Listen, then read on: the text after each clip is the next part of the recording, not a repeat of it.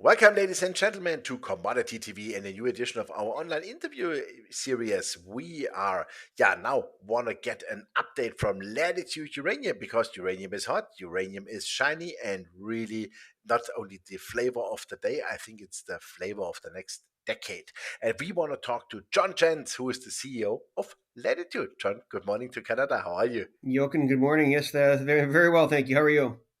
Yeah, perfect. All fine. Thank you very much.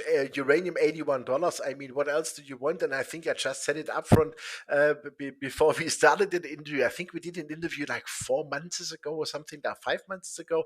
And Mm. we said, Christmas 80 uranium. That would be great. Now we are at 81. Super. that that's what we wanted, right?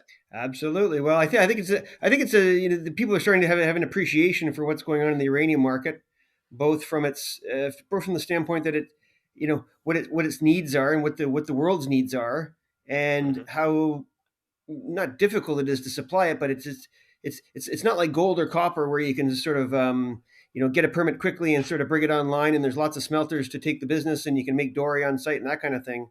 Hmm. It's very regulated. There's only certain ways and permitting is a little bit more difficult. Hmm. It's I think there's an Yeah. appreciation for some of these assets that people have been saying that, oh yeah, I need $75 to make the project viable. I think people are starting to realize that maybe some of these projects might need even a higher price. Hmm. Speaking to just sort of the lack of supply, so I think all these things are sort of factoring into what the spot market is doing. Absolutely. Yeah, and I mean, you with your projects, you might be also one of those in the future who hopefully will have then a mine there and will supply the world markets. Especially, let's start to talk about Angilac because this is a project you bought this year, and you just brought out your first batch of nine drill assay results, meaning from 9 holes, and you had like a top value here, 1.6 meters of 7.5%, but also a lot of other drill results were really good. So, what do those 9 holes mean to you? Yeah, well, I mean the overall program, the three big takeaways from the overall program were on the eastern. Again, it's all in the main zone, which is just one of the four zones where the 43 million pounds are. So Hmm. on the main zone, there's really split into three parts. Really, the eastern side of the main zone, the western side of the main zone, and then this new lens we found. The as you correctly point out, the very interesting hole is 7.5% over 1.9 meters. That was an 100-meter infill hole. Hmm. And In the press release, we provided a cross section for people so people can see the historical drilling above it. It all links up. Obviously, we haven't updated the resource yet. The plan is Hmm. still to update it around this time next year, after next year's drill season. Hmm. But I think people can see from that we are growing the resource, and that's obviously the most highest number. People can see in the press release. There's other numbers in there, and the second, but those 9 assays are really focused on the east and the new lens. The second batch Hmm. of assays, or the last batch of assays, will come out early December. So reasonably soon, couple weeks. It'll be Hmm. focused on mostly the western side of the Hmm. main zone. So we see this new lens. So our working geological theory is that the existing mineralization is in the footwall, and this might be the hanging wall. And if Hmm. that's true, we'll go in, we'll work it over the winter in preparation for next season. But if Hmm. that's true, the ability to extend that on strike should be a corollary of all that, and that would be if that's true, that will be a major focus for next year. Hmm. Yeah, it would be maybe something like a little game changer, I would call it, right? Yeah. Um, how much more do you think is needed to prove the resource you have so far there? Because you said it, 43.3 million pounds in the inferred, but historical. So it's not like our new standards. What do you think is needed to really prove those, let's say, 40 to 50 million pounds? Because that could alone make a mine, right? Oh yeah, for sure. I mean, the answer is not much. It didn't require. I mean, the Canadian rules are such that when you buy a property from someone else and it's the resource is current for them, it becomes not current Hmm. for you because it wasn't published under your name, and that's fine. That's a Hmm. bit of a oddity of the Canadian markets. That's fine. It doesn't mean Hmm. anything's happened to the resource or anything's gone wrong. It's just that's the way the rules work. Hmm. So we don't need any extra drilling to reconfirm that 43 million pounds. And again, we'll do that next year, and we'll add in what we found this year, and we'll add in what we found next year, and hopefully we can show some decent growth from that 43 million pounds. Hmm. Okay, super. So if I look at those figures you had in the press release, like, would that be then underground mining, or could you start with open pit? I mean, I know it's too early, just to give us a little bit of an idea. Yeah, I mean, I've sort of have my own Excel spreadsheet about what I think might be a potential mining Hmm. scenario, and Yep. we're sort of mindful as we do this drilling. Um, one of the things that people who've actually uh, been a little bit more into the mining industry might realize is that with this new lens, for example, Hmm. um, as well as adding mineralization, which is good. The interesting part for us as we sort of look towards maybe a development scenario at some point, it's typically typically these Hmm. type of mines, high grade, structurally controlled, narrow vein deposit starts at surface, goes down 300 meters.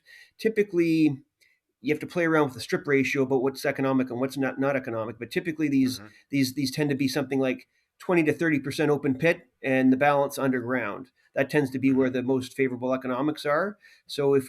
if we did that, if we took 25% open pit and 75% underground, and we Hmm. sort of run the numbers ourselves, what this new lens does is it turns some of that open pit waste into ore. Hmm. So it's good on two fronts. One, it adds pounds, and second, to the extent that it provides a little bit of flexibility as we go into a development scenario. So Hmm. it's all good that way. Okay, super. So the next 9 holes, you said they will come in approximately 2 to 3 weeks, because then is anyhow Christmas. What is the plan for next year on Yep. Angilac then? Yep. Well, part of the reason we decided to raise some money this year is so we'll have some Hmm. money to sort of start planning with next year. Not that we can't have Hmm. a bigger budget, Hmm. but the plan for next year is to have a program. Obviously, now that we have the money in place for that, and Hmm. we haven't we have some sort of draft scenarios. We haven't put them through the board and sort of gone through the rigor of them. We should have that maybe early next year. And the plan is to get back in there either late May or early June of next year. Hmm. Okay, super. Also, I think you did some initial metallurgy tests. How was that going? Oh yeah, I mean the Valor did the initial metallurgy. It's great. Three things are really important about the initial metallurgy. One is the leach kinetics are Hmm. good. You get over 95% recovery within 48 hours. So that speaks to consumables and economics. That's good. Second Hmm. important thing with the initial metallurgy is similar to copper. Typically, yellow cake goes to an intermediate processor who generally upgrades it and puts it to spec for utilities. And they have a list of impurities Hmm. that we have. It's in the corporate presentation. You can see it. There's a list of maybe 30 or 35 impurities, and you get a Hmm. ding. You get penalties if you're over certain amounts, and we don't have any of the penalties, so that's good. And it's a 70%. The third one is it's a 70% yellow cake, so it's Hmm. reasonably pure. Hmm. Again, so it speaks to people who do the processing will this will be an attractive product for people. Super, yeah, of course, and yeah, it's also from the economic side. It helps a lot, right? It absolutely helps a lot. Yeah, yeah. Okay, super. Then I saw also in your presentation TOMRA sorting solutions. I mean, we know TOMRA basically from how can I say that when you go to the grocery store and stuff like this, that they are taking back the used bottles and stuff like this. Yes, Yeah, yes. and you have a sorting solution here. I mean, it looks really fancy and really interesting, but I think the outcome is phenomenal, right? It's something that it's a previous study, and I went through the study myself with a fine tooth comb because I was having trouble believing it because it was so good. I mean, typically sorting solutions, most mines use sorting solutions, but to the extent that whatever you're mining is lower grade, the sorting Hmm. solution isn't complicated. Material comes in on a conveyor belt. It goes through the machine. What the machine does is it tries to figure out what's waste and what's ore. And obviously, the higher Hmm. grade something is, the easier the machine. It's just a piece of machinery can figure out whether Hmm. it's ore or waste. So the Hmm. higher grade that you have, the easier it is. In our case, it's a scintillometer picking up Hmm. radioactivity, and because we have Hmm. higher grade, it's easier to do. And so, when you look in our presentation, the study suggests this is a benchtop study. This is not a commercial Hmm. scale, Hmm. but it suggests if you can get rid of 51% of the waste and only lose 3% of It's the a ore. lot. Yeah, yeah. And at the top of the curve, it's suggesting you can get rid of 85% of the waste and only lose 6% of the ore. I Mm. mean, if this is at all even remotely true, I mean, people can figure out what it does for the economics. It Hmm. multiplies them exponentially. Hmm.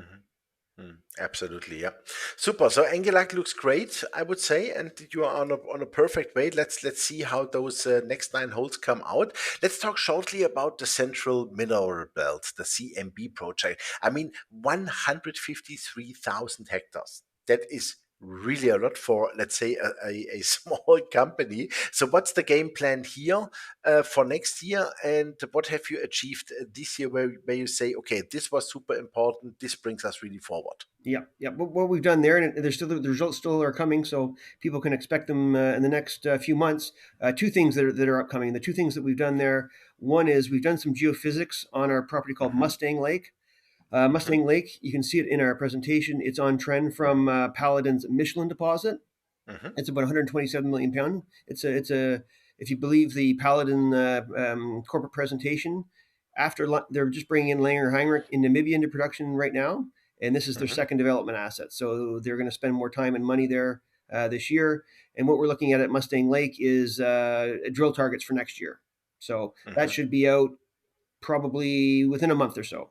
Within a month, mhm, and the more property wide, you correctly point out that it's a fairly large land package, and it's difficult terrain. It's you can't send somebody out there with sort of an ATV and a GPS in their back pocket. It's all mhm, helicopter assisted, and so we have to look to techniques like airborne surveys. And so we're flying a survey over the entire property. It's about 125 kilometers in length, and I think the actual airborne part of it's actually done now. It's just the mhm, interpretation, because there's so much data, is ongoing. We should have that out towards the end of the year, mhm, third week in December, although it's not perfect for Christmas, but we'll get some of the initial results out. And what we're looking for there is uranium occurrences that we previously don't know about. And secondly, the potential for IOCG targets, iron oxide, uh-huh, copper, gold. This is the geological setting where things like that should happen. I mean, the one everybody talks about is Olympic Dam in Australia. It's mhm, very big. It's I'm not suggesting we're going to have anything that big, but if there is something like that, it will the gravity survey will definitely demonstrate that. And if so, it'll be a bit of a Hollywood problem, because typically they're very big and deep. The drilling's expensive. The mhm, targets are very rich and economic, but it's typically not a small company type project. So if shareholders want us to put a couple holes into it, that's fine. We'll do that. But mhm. at some point, sooner or later, some type of arrangement has to happen with a larger company to really bring it forward. Mhm. So would that mean, especially with Paladin, with the Michelin project, when they would be in production, that you say, "Hey, maybe guys, let's spend together and do something here." Yeah, yeah. I mean, it makes. I mean, when you look at the two property packages, I mean, we're right next to each other. I mean, it's still a Mhm, very big package. It would make sense that they haven't. Neither they nor us have been terribly active in the past few years, and so we should probably have a chat with them to see what just what makes sense on the ground. Just sharing people and mhm. logistics for cost efficiencies for sure. Absolutely. And could that also mean, for example, if we look at the map, that you would say, okay, you know what, guys, we would keep Moran Lake Sea Zone, for example, because that looks to me already a little bit like, yeah, maybe a independent mine place, I would call it, and that you or that would you say, no, we could also talk about the whole thing.